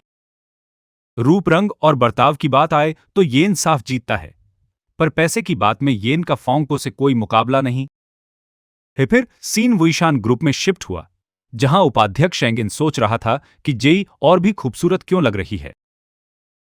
जेई ने वाइस प्रेसिडेंट गिन को कॉम्प्लीमेंट के लिए थैंक्स बोला और बताया कि वो खुद पर्सनली उन्हें और प्रेसिडेंट ये को वेडिंग इनविटेशन देने आई है। फिर उसने वाइस प्रेसिडेंट अंगिन को इनविटेशन लेटर थमाया और कहा कि फांगो के साथ उसकी शादी आज से एक हफ्ते बाद 1 मई को होगी। ये सुनकर वाइस प्रेसिडेंट अंगिन सोचने लगी कि शादी उसी दिन क्यों रखी गई है जिस दिन ईकेन का बर्थडे है। जेई हैरान थी, क्योंकि उसने एक्सपेक्ट नहीं किया था कि वाइस प्रेसिडेंट अंगिन को येन का बर्थडे पता होगा। वाइस प्रेसिडेंट अंगिन ने बहाना मार दिया कि उनके डैड का बर्थडे भी उसी दिन आता है, इसीलिए ईचन की आईडी पर बर्थडेट देखकर उन्हें याद रह गया। उन्होंने जेई से यह भी कहा कि भले ही वो और ईचन अलग हो गए हों, पर उन्होंने 3 साल साथ बिताए हैं और ये इम्पॉसिबल है कि उनके बीच कोई फीलिंग्स ना बची हों। तो वो जानना चाहती थी कि जे जानबूझकर अपनी शादी उसके बर्थडे पर रखकर ईकेन को हर्ट क्यों करना चाहती है। शायद जे बस भूल गई थी कि वो ईचन का बर्थडे है, इसीलिए उन्होंने 1 मई को शादी करने का डिसाइड किया। ये सुनकर जे को याद आया कि फांगो ने क्या कहा था कि वो चाहता है ईचन अपने बर्थडे वाले दिन भी सफर करे। इस वजह से उसने वाइस प्रेसिडेंट अंगिन को बताया कि शादी फोंग फैमिली ने फिक्स की है, और उसने चाहे कितनी भी बार अपोज किया हो, वो कुछ नहीं कर पाई, क्योंकि फांग को इस डेट के लिए बहुत ईगर था। इसके बाद जेई ने वाइस प्रेसिडेंट अंगिन से पूछा कि क्या प्रेसिडेंट ये अपने ऑफिस में हैं, क्योंकि वो उन्हें पर्सनली वेडिंग इनविटेशन देना चाहती थी। वाइस प्रेसिडेंट अंगिन ने स्माइल की और हां कहा और बोला कि अगर जेई चाहे तो वो वहां जा सकती है, क्योंकि प्रेसिडेंट ये अभी फ्री हैं। वाइस प्रेसिडेंट अंग के मन में था कि चूंकि जेई वैसे भी फांगको से शादी करने वाली है, तो कोई प्रॉब्लम नहीं अगर उसे पता चल जाए कि ईचीन और प्रेसिडेंट ही एक ही इंसान हैं। प्रेसिडेंट के ऑफिस के बाहर जेई ने प्रेसिडेंट ई का दरवाजा नॉक किया। उन्होंने उसे अंदर आने दिया, पर जैसे ही उसे एक जानी पहचानी प्रेजेंस फील हुई, उसके कदम वहीं रुक गए। वो सोचने लगी कि प्रेसिडेंट ये पीछे से बिल्कुल इन जैसे क्यों दिख रहे हैं, पर उसे लगा कि शायद प्रेसिडेंट चले गए होंगे और इसीलिए ईचीन यहां है। जेई ने येन को आवाज दी और पूछा कि क्या प्रेसिडेंट ई चले गए हैं। सीधे जवाब देने के बजाय ईचीन ने जेई से पूछा कि वो उसकी क्या हेल्प कर सकता है। जेई ने तुरंत इनविटेशन लेटर पकड़ाया और ईचीन को बोला कि जब प्रेसिडेंट ही वापस आए तो उन्हें दे देना। ईचीन ने इनविटेशन लेटर खोला। वो पढ़ते ही उसे समझ आया कि यह शादी का इनवाइटेशन है, और बुरा तो यह था कि यह उसके बर्थडे पर शेड्यूल था, जिससे वह गुस्से में मुट्ठी कस लेता है। जियाई ने सिर झुकाकर धीरे धीरे बताया कि उसका फेंगो से शादी उसी दिन है जो यिकियन का बर्थडे है। इसी कारण यिकियन और भी ज्यादा गुस्सा हो गया और बोला कि जियाई को बताने की भी जरूरत नहीं थी, क्योंकि ये बात इनवाइटेशन में साफ लिखी थी। जियाई तुरंत कहती है कि इस दिन का शेड्यूल सेट करने वाली वो नहीं थी। सारा काम फेंको ने ही अरेंज किया था। यिकियन खुद को कूल करके धीरे से कहता है कि लगता है सब कुछ उसके फेवर में चल रहा है। चूंकि फेंको ने उसकी शादी उसी दिन शेड्यूल किया था, उसके बर्थडे पर, लगता है उसे उस दिन से शर्मिंदा करने का तरीका ढूंढने में कोई दिक्कत नहीं होगी। इसके बाद जी ने भी ईचेन के लिए वाला इनवाइटेशन लेटर निकाला। यीचेन तुरंत उसे ओपन करके समझा कि ये बस्टर्ड वाकई उसे चैलेंज कर रहा है। इसके बाद यीचेन चलना शुरू किया और जी को कहा कि अब तू जा सकती है, कि वह भी सरकेस्टिकली जी को बोला कि वो आशा करता है कि वो और फेंगो साथ में खुश रहें और उसे चुनने का पछतावा न हो। जी ने अचानक इचिन को रोक कर कहा कि उसे उसकी और फेंगको की शादी में नहीं जाना चाहिए। उसने कहा कि उसे पता है इचिन अभी भी उसके लिए फीलिंग्स रखता है, और अगर वो गया तो बस और भी दिल टूटेगा। वो ये भी नहीं चाहती थी कि येन बैंक्वेट में धक्के से नशे में हो जाए और सीन बन जाए। इचिन ने अपना हाथ हटाया, क्योंकि लग रहा था कि जी बहुत प्रिसम्प्टुअस है, यह मानने में कि वो सिर्फ उसके कारण वो चीजें करेगा। लग रहा था कि फेंग को सच में चाहता है कि वो शादी में आए, इसलिए उसके पास जाने के अलावा कोई ऑप्शन नहीं बचा। रिस्पेक्ट में वो जाएगा, लेकिन जयही को फिक्र नहीं करनी चाहिए, क्योंकि वो वहां कोई ट्रबल नहीं करेगा। इसके बाद हिचिन तुरंत अपने ऑफिस से बाहर निकल गया। जेही को अपने फैसले में कुछ अजीब सा लगा, जैसे शादी में जाने की कोई और वजह छुपी हो। टाइट स्कर्ट में आत्मविश्वास से ऊंचे स्काईस्क्रैपर के बीच टहलते हुए जेलिन पूरी तरह से बाहर की साजिश से अनभिज्ञ रही। स्लीक हराइज ऑफिस के अंदर हान जिन ने खिड़की से बाहर घूरते हुए यिन को हल्के तंज के साथ कहा, जफेंग को वाकई में गड़बड़ कर रहा है, तेरे बर्थडे पर ही शादी चुन ली। वो साफ तौर पर तेरी मूड बिगाड़ना चाहता है। अचुन ने बस हंसी में कहा, इस कोशिश को पिटाइटली ओपन देखकर, और बोला, क्या मेरे बर्थडे को शादी से ओवरशैडो करने की कोशिश? क्या बेवकूफ है। हान यिन ने कंपनी के पार्टनर्स को मेरे बर्थडे की डेट के बारे में बताया। उसकी आंखें पूरी उत्साह से चमक उठीं जब उसने हां कहा।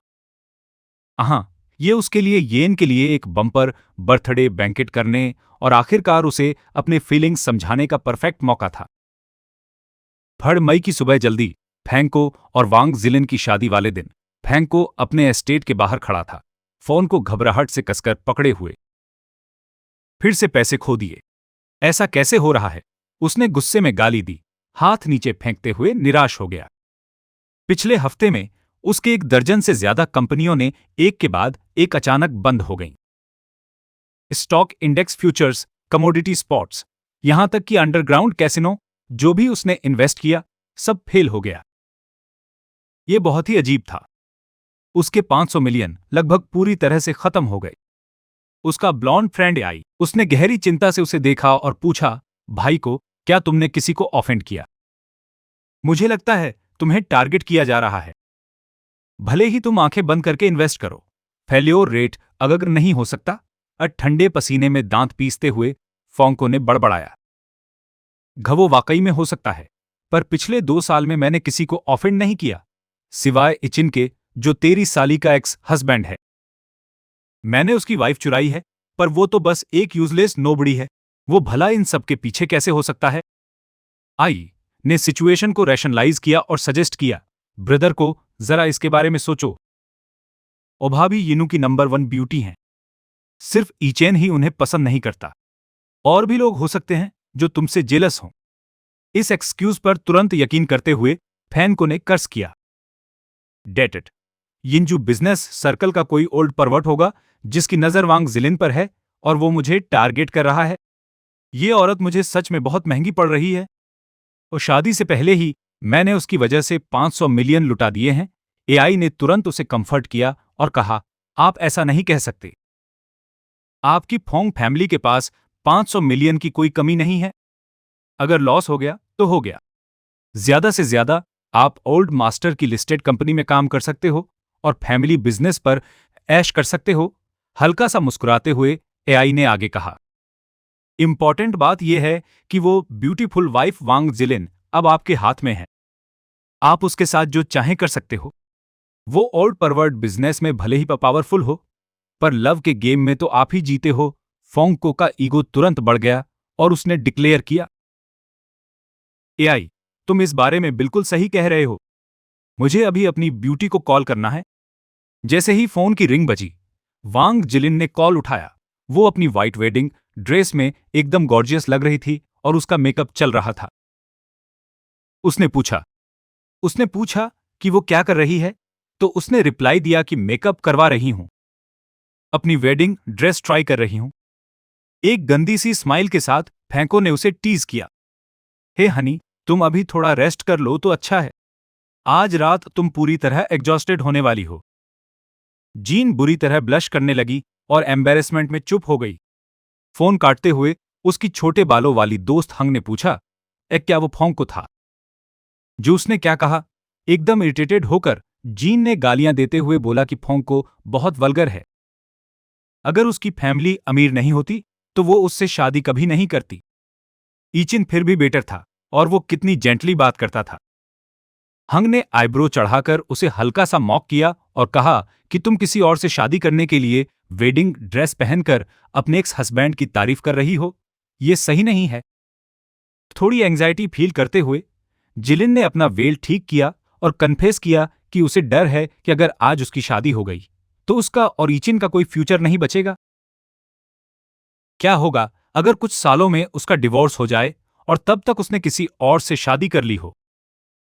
हंग ने बस उसका हाथ पकड़ा और उसे आईने के सामने खड़ा कर दिया और कहा कि अपना चेहरा देखो, कौन सा मर्द तुम्हें मना कर पाएगा। उसने कॉन्फिडेंस के साथ उसे यकीन दिलाया कि ईचिन की किस्मत में पूरी लाइफ उसका बैकअप प्लान बनना ही लिखा है। उधर लग्जरी विला एरिया में फैनको के पेरेंट्स अपनी ही स्ट्रेस झेल रहे थे।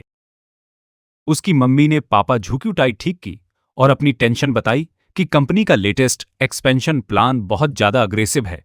सारे फंड्स एक साथ लगा दिए और ऊपर से इतना बड़ा लोन भी ले लिया। उसने कहा कि उसे पॉल पर इतना ट्रस्ट नहीं करना चाहिए। झू ने डिफेंसिव होकर पलटकर जवाब दिया कि अगर उसने तब पॉल पर ट्रस्ट नहीं किया होता तो उनकी कंपनी को पब्लिक जाने का चांस नहीं मिलता और उसने उसकी लियाओ फैमिली का एक पैसा भी यूज नहीं किया था। के बात साफ करने की कोशिश करते हुए उसने कहा उसका वो मतलब नहीं था और सजेस्ट किया कि अगर वो सच में कॉन्फिडेंट है तो वो लियाओ फैमिली से उसे पैसे देने के लिए कह सकती है। अपनी ईगो की वजह से मनाते हुए झू चिल्लाया कि उसे इसकी जरूरत नहीं है और उसके लियाओ परिवार ने हमेशा उसे नीचा दिखाया है, लेकिन इस बार वो उन्हें दिखा देगा कि वो कैसे जबरदस्त कमबैक कर रहा है। तो फिर उसने उसे शांत किया और कहा कि आज उनके बेटे की वेडिंग है तो उन्हें इस बारे में बात नहीं करनी चाहिए। उसने ये भी मेंशन किया कि फैंको ने वांग जिलिन के एक्स हस्बैंड को इनवाइट किया है और वो उसे सबके सामने ह्यूमिलिएट करना चाहता है, जो उसे थोड़ा अजीब लगा। लेकिन झू ने इसे इग्नोर कर दिया और कहा कि वो बस एक लो क्लास बॉडीगार्ड है और अगर उसकी बेइज्जती होती है तो होने दो। इसके बजाय उन्हें एक और वीआईपी गेस्ट पर फोकस करने की जरूरत थी। झू ने बताया कि उसने हुआंग ग्रुप की किन होंगिन से सुना है कि प्रेसिडेंट ये पक्का वेडिंग में आएंगे और अगर वो उन्हें देखें तो उन्हें अच्छे से एंटरटेन करना चाहिए और बिल्कुल भी इग्नोर नहीं करना चाहिए। वापस रोज गार्डन विला एरिया में किन होंग इन एक रेड स्पोर्ट्स कार के पास गई और येन को इन्फॉर्म किया, प्रेसिडेंट ही अब निकलने का टाइम हो गया है।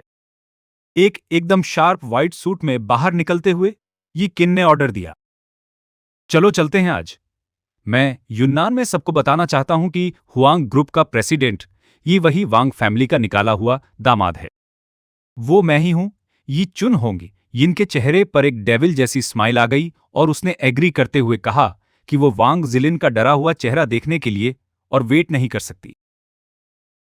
1 घंटे बाद ग्रैंड पोरमैन रिट्स कार्लटन होटल के बाहर फेंग जानजू ने बड़े जोश के साथ पावरफुल लोगों की एक लाइन को ग्रीट किया और बार बार उनका वेलकम किया। वो पास ही अपनी सुंदर वेडिंग गाउन में खड़ी जिलिन हैरान होकर देख रही थी और सोच रही थी कि फेंग फैमिली का सोशल सर्कल कितना इंप्रेसिव है, जो बिजनेस और पॉलिटिकल वर्ल्ड के बड़े बड़े दिग्गजों से भरा हुआ है। उसे लगा कि इतनी अमीर फैमिली में शादी करना कितना वंडरफुल है। अचानक जब प्रेसिडेंट मां आए तो पूरी भीड़ में सब हैरान रह गए। लोग यकीन नहीं कर पा रहे थे और फुसफुसा रहे थे कि वो देश में नंबर 1 हैं और पूरी दुनिया के टॉप 20 लोगों में से एक हैं। और वो सोच रहे थे कि फेंग फैमिली की क्या औकात है कि उनकी वेडिंग में इतना बड़ा आदमी आ रहा है। बहुत खुश होकर जानजू उन्हें ग्रीट करने के लिए भागा, लेकिन प्रेसिडेंट मां ने शांति से समझाया कि वो न्यूलीवेड्स को ब्लेसिंग्स देने आए हैं और साथ ही हुआंग ग्रुप के प्रेसिडेंट ई से मिलने भी। ये सुनकर जानजू शॉक हो गया और सोचने लगा कि प्रेसिडेंट ई का कैसा बैकग्राउंड है कि प्रेसिडेंट मां भी उनसे मिलना चाहते हैं। जल्दी ही खबर आई कि प्रेसिडेंट ई एंट्रेंस पर पहुंच गए हैं। वो पूरी फेंग फैमिली उसे वेलकम करने के लिए जल्दी से आगे बढ़ी। जैसे ही एक चमकती हुई व्हाइट पोर्श रुकी, चिन होंगिन पहले बाहर आई और उसके पीछे वो आदमी निकला जिसका सबको इंतजार था। सबकी नजरें उस पर टिकी थीं। ये चिन एक परफेक्ट व्हाइट सूट में बाहर आया। उसका ऑरा एकदम धाकड़ था और जैसे ही पता चला कि वही प्रेसिडेंट यी है, फेंग फैमिली के तो होश ही उड़ गए। वाइस प्रेसिडेंट अंगन से ये शॉकिंग बात सीधे सुनते ही जियाकी के हाथ से वो फूल गिर गया जो उसने पकड़ा हुआ था। तो वो बस जमीन पर गिरने ही वाली थी। ये जानकर उसके पैर कांपने लगे कि आइकेन और प्रेसिडेंट ये एक ही इंसान है।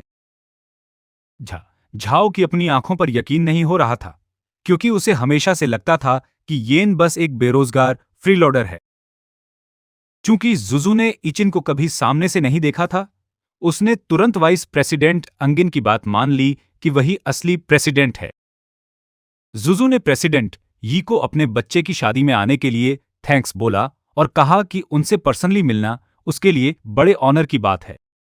रोजी आई ने कमेंट किया, उसने एक्सपेक्ट नहीं किया था कि प्रेसिडेंट ही इतने यंग होंगे और ऊपर से वो बहुत हैंडसम भी थे। कोई भी औरत उन लुक्स को इग्नोर नहीं कर सकती थी।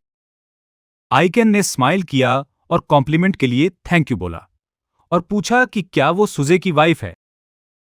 उसने ये भी कहा कि रुजियाई सामने से बहुत ब्यूटीफुल है और अभी भी एकदम यंग लड़की जैसी लगती है। रुजियाई ब्लश करने लगी, क्योंकि ये चेन की तारीफ कुछ ज्यादा ही थी, पर उसके मन में अचानक यिन के लिए कुछ अजीब सा फील होने लगा, जैसे वो उसकी मीठी बातों की वजह से उससे शादी करना चाहती हो, जो कि दूल्हे की मां के लिए बहुत डेंजरस थॉट था। फेंग काओ चिल्लाया और गुस्से में आइकेन से पूछा कि वो फिर से प्रेसिडेंट यी बनने का नाटक क्यों कर रहा है। उसने कहा कि येन के लिए अच्छा होगा कि वो ये दिखावा बंद कर दे, क्योंकि वहां लगभग सबको पता था कि वो बस वाइस प्रेसिडेंट आंग का बॉडीगार्ड है, पर किसी ने उसकी बात पर ध्यान नहीं दिया। बल्कि प्रेसिडेंट मां खुद येन के पास गए, क्योंकि प्रेसिडेंट ये सामने से और भी ज्यादा हैंडसम लग रहे थे। यीचिन प्रेसिडेंट मां को फेंग काओ काओ की बेटी में देखकर हैरान था। उसे उम्मीद नहीं थी कि उनका फेंग फैमिली से कोई कनेक्शन होगा। प्रेसिडेंट मां ने उनसे हाथ मिलाया और क्लियर किया कि वो शादी की वजह से नहीं आए थे। वो वहां सिर्फ यान से पर्सनली मिलने आया था, जब उसे पता चला कि वो फांग फैमिली की वेडिंग अटेंड करने वाला है। यान से पर्सनली मिलना उसके लिए बड़े ऑनर की बात थी, क्योंकि उसने उसे सिर्फ फोटोज में ही देखा था जब वो उसके दादाजी से बात करता था। सच तो ये है कि वो येन के दादाजी का बहुत बड़ा फैन था और उनसे फिर से मिलना चाहता था, पर वो थोड़ा शाय फील कर रहा था कि कहीं उन्हें डिस्टर्ब ना कर दे। ये सुनते ही जैकी और फांगो एकदम स्टन्ड रह गए। उन्होंने एक्सपेक्ट ही नहीं किया था कि प्रेसिडेंट मां येन के दादाजी को जानते होंगे। जैकी तो और भी ज्यादा शॉक्ड थी, क्योंकि उन 3 सालों में जब वो और येन साथ थे, वो उसकी फैमिली के एक भी मेंबर से नहीं मिली थी। इसी बीच प्रेसिडेंट मां ने अपना फोन निकाला, क्योंकि वो येन का नंबर लेना चाहते थे, ताकि फ्यूचर में अगर उन्हें दादाजी से बात करनी हो तो वो उससे फेवर मांग सकें। यी चेन तुरंत मान गया और फिर उन्होंने नंबर्स एक्सचेंज कर लिए। सब बहुत सरप्राइज थे, क्योंकि किसी ने नहीं सोचा था कि देश का सबसे अमीर आदमी खुद आगे बढ़कर प्रेसिडेंट यी का नंबर मांगेगा। यी चेन का नंबर लेने के बाद प्रेसिडेंट मां ने तुरंत एक्सक्यूज किया, क्योंकि उन्हें एक मीटिंग अटेंड करनी थी। सुजू ने उन्हें रोकने की कोशिश की, पर प्रेसिडेंट मां ने उसे पूरी तरह इग्नोर कर दिया। तभी सबका ध्यान एक ऐसे बंदे पर गया जो बड़ी जल्दी में आया और सीधा आइकेन के पास गया। ये बंदा माकेन था, जो 2&2 डिलीवरी का रीजनल एजेंट था, और वो बार बार झुककर आइकेन से माफी मांगने लगा। गेस्ट्स को अपनी आंखों पर यकीन नहीं हुआ जब उन्होंने माकेन को सीधा इचिन के सामने घुटनों पर बैठे देखा। फांगो के भी पसीने छूट गए। उसे फाइनली समझ आ गया कि मिस्टर माकेन ऐसा क्यों कर रहे थे। मिस्टर माकेन ने बताया कि वो बॉस वू से माफी मांगने और अपनी डिलीवरी सर्विस की फ्रेंचाइजी वापस लेने कैपिटल सिटी गए थे। बॉस वू ने उसे बताया था कि उस वक्त फ्रेंचाइजी खोने का असली रीजन ये था कि उसने येन को ऑफेंड किया था। उनकी सर्विस रिस्टोर करने का अब एक ही तरीका था कि येन उसकी अपोलॉजी एक्सेप्ट कर ले। इसके बाद उसने ईचेन से बार बार माफी मांगी और अपनी बड़ी गलती एडमिट की। उसने एक्सप्लेन किया कि उसने वो सब सिर्फ इसलिए किया क्योंकि वांग फैमिली ने उसे ऐसा करने को कहा था। अगर वांग फैमिली ने उस पर प्रेशर नहीं डाला होता तो उसने उस टाइम बैंक्वेट में गेस्ट्स के सामने ईचेन को ह्यूमिलिएट नहीं किया होता। झाओ किंग ने अपनी आईब्रो ऊपर की और मिस्टर माकन से पूछा कि कहीं उनसे जजमेंट में कोई मिस्टेक तो नहीं हो रही। वो जानना चाहता था कि क्या ई चेन और प्रेसिडेंट ई सच में एक ही इंसान हैं। झाओ किंग की आवाज सुनते ही मिस्टर माकन गुस्से में चिल्लाए, क्योंकि उनके साथ जो भी बुरा हुआ था उसकी असली जड़ वही था। उसने कहा कि झाओ किंग को अब सवाल करने का कोई हक नहीं है, क्योंकि बॉस वू ने खुद बताया था कि ई चेन की वजह से ही उनकी फ्रेंचाइजी हाथ से निकल गई। ये सुनकर जिया किंग के पसीने छूट गए और उसे रियलाइज हुआ कि येन उस वक्त बॉस वू को कॉल करते हुए कोई नाटक नहीं कर रहा था। झांग वेई वहां पहुंचा और मिस्टर माकिन की तरह तुरंत ईचेन के सामने घुटनों पर बैठ गया और गिड़गिड़ाने लगा। उसने अपनी गलती मानी और ये भी एडमिट किया कि उसने ई चेन का करियर बर्बाद करने की खुली धमकी दी थी। अगर उसे तब येन की असली आइडेंटिटी पता होती तो वो ऐसी बातें कभी नहीं कहता। उसने खुद को बार बार थप्पड़ मारे और एक्सप्लेन किया कि वांग फैमिली ने उसे ये सब करने के लिए फोर्स किया था। इसलिए उसने ईचेन से माफी की भीख मांगी और लू रेस्टोरेंट फैन को वापस कर दिया। ये सब देखकर फैनको की पूरी बॉडी कांपने लगी। उसे धीरे धीरे यकीन होने लगा था कि येन और प्रेसिडेंट ई एक ही हैं। जो कुछ भी हुआ उसके बावजूद शिरुजियाई तुरंत सबके सामने शो ऑफ करने लगी। उसने सबको बताया कि अगर उन्हें यकीन नहीं हो रहा कि येन और प्रेसिडेंट टी सेम हैं, तो बस स्काई ऐप चेक कर लें और यूनान ग्रुप के प्रेसिडेंट का नाम और चेहरा देख लें। ये सुनते ही सबने तुरंत अपने फोन खोले और जो देखा उसे देखकर शॉक हो गए, क्योंकि वहां येन का पूरा नाम फोटो दिख रही थी। येन और प्रेसिडेंट ई एक ही इंसान हैं, ये कन्फर्म होते ही फैंको के हाथ से फोन छूट गया। सच पता चलते ही ओल्ड मैडम वांग ने तुरंत बेहोश होने का नाटक किया, क्योंकि जो बातें उन्होंने तब कही थीं, उसके बाद ही चेन को फेस करने की उनकी हिम्मत नहीं थी। ओल्ड मैडम वांग को बेहोश होते देख जिया किंग को इस सिचुएशन से खिसकने का एक बढ़िया चांस मिल गया। उसे डर था कि येन कहीं वहीं उसका बदला ना ले ले। हालांकि ईचिन के सबको एक एक करके लपेटने से पहले उसे वहां से निकलना ही था। वो तुरंत ओल्ड मैडम वांग को लेकर हॉस्पिटल भागा और वान और सुआन को वहीं रुकने को कहा, क्योंकि शादी उनके बच्चे की थी तो उनका वहां होना ज्यादा जरूरी था। सुआन बहुत नर्वस थी, क्योंकि उसे साफ दिख रहा था कि झाओ किंग बस वहां से भागने की फिराक में था। एक बार यीचन ने अपना रिवेंज शुरू किया तो सबसे पहले इन दोनों की ही शामत आने वाली थी। दूसरी तरफ जिया की येन को देखकर सोच रही थी कि क्या वो उसे वापस ले जाने और शादी रुकवाने आया है। यूनियन यीचन के पास गई और उसे यकीन ही नहीं हो रहा था कि वही असली प्रेसिडेंट यी है। उसने ये भी नहीं सोचा था कि उसका होने वाला पति वही है जिसे वो इतने टाइम से जानती थी, इसलिए वो इस पूरे सीन से काफी शॉक थी। उसे ये भी समझ आ गया कि पिछले कुछ सालों से उसकी लाइफ जो इतनी पीसफुल थी, वो येन के प्रोटेक्शन की वजह से ही थी। यूनियन को पास आते देख वाइस प्रेसिडेंट एंगिन ने अपनी भौहें चढ़ा लीं। उसे उम्मीद नहीं थी कि जियाई के अलावा अब यूनियन भी ये चेन के दिल के लिए उसकी कॉम्पिटिटर बन जाएगी। इस वजह से वो गुस्से में उनके बीच आ गई और यूनियन को प्रेसिडेंट ही को हैरेस करने के लिए बुरी तरह झाड़ दिया। पर यूनियन भी पीछे नहीं हटी और उसने वाइस प्रेसिडेंट एंगिन को ये कहकर सुना दिया कि उनके जैसी बुढ़िया यी चेन जैसे यंग लड़कों के लिए अब सही नहीं है। इसी बीच यीचन सोच रहा था कि उसे यूनियन के लिए फीलिंग्स आखिर कब आईं। तो उसे यह भी समझ नहीं आ रहा था कि उसे ऐसा आइडिया क्यों आया कि वो उसे लाइक करता है। यूनियन ने तुरंत उसे जियाकिंग की पुरानी बात याद दिलाई कि कैसे उसके दादाजी ने यीचिन की शादी उससे कराने का प्लान बनाया था अगर उसके पापा ने ऑब्जेक्शन न किया होता। यह सुनकर येन स्पीचलेस हो गया, क्योंकि यूनियन ने सच में अपने बाप की उन फालतू बात पर यकीन कर लिया था। इसके बाद यीचिन ने वाइस प्रेसिडेंट एगिन को ऑर्डर दिया कि इस औरत को उसके सामने से हटाओ। वाइस प्रेसिडेंट अजेन तुरंत एग्री कर गया, जबकि यूनियन चिल्लाती रही कि वही यीचिन की लीगल मंगेतर है। दूसरी तरफ सोजू और रुजई को समझ आ गया कि प्रेसिडेंट ई असल में जैकी के एक्स हस्बैंड थे। रुजई के दिमाग में ये चल रहा था कि इचिन उनकी शादी पर शायद शादी रुकवाने और जैकी को वापस ले जाने आया है। इस वजह से वो येन के पास गई और पूछा कि क्या वो जैकी को वापस पाना चाहता है। अगर ऐसा है तो वो उसे वापस सौंपने में जरा भी नहीं हिचकिचाएंगे। बस वो नहीं चाहते थे कि वो उन पर गुस्सा हो। ये सुनकर जैकी मुस्कुराई, क्योंकि उसे लगा जैसे वो किसी नॉवल में है जहां दूल्हा अपनी दुल्हन को वापस ले जाता है जब कोई और उसे ले जाने वाला होता है। उसे भी लगा कि ईचिन अब यून्नान ग्रुप का प्रेसिडेंट ही है, तो वो पक्का उसे वापस लेने आया होगा। पर उसके सारे अरमान तब ठंडे पड़ गए जब उसने कहा कि उसे अब जैकी की कोई परवाह नहीं है।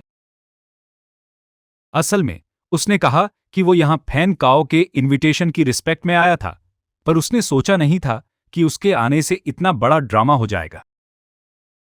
सीन अब जियाचिंग की तरफ शिफ्ट हुआ, जहां वो ड्राइवर को अर्जेंटली सीधे हॉस्पिटल चलने का ऑर्डर दे रहा था। ओल्ड मैडम वांग अचानक चिल्लाईं, जिससे जियाचिंग एकदम हैरान रह गया, क्योंकि उसे लगा था कि वो बेहोश हो गई हैं। ओल्ड मैडम वांग कांप रही थीं, क्योंकि उन्हें समझ आ गया था कि उनके लेट समझदार पति ने ईचिन की शादी जैकी से कराने पर इतना जोर क्यों दिया था। उस वक्त उन्हें लगा था कि उनके पति का फैसला एक गलती थी, पर अब उन्हें रियलाइज हुआ कि असल में वो खुद ही गलत थीं। इस गलती की वजह से उन्हें यकीन था कि उनकी पूरी वांग फैमिली को इसकी भारी कीमत चुकानी पड़ेगी।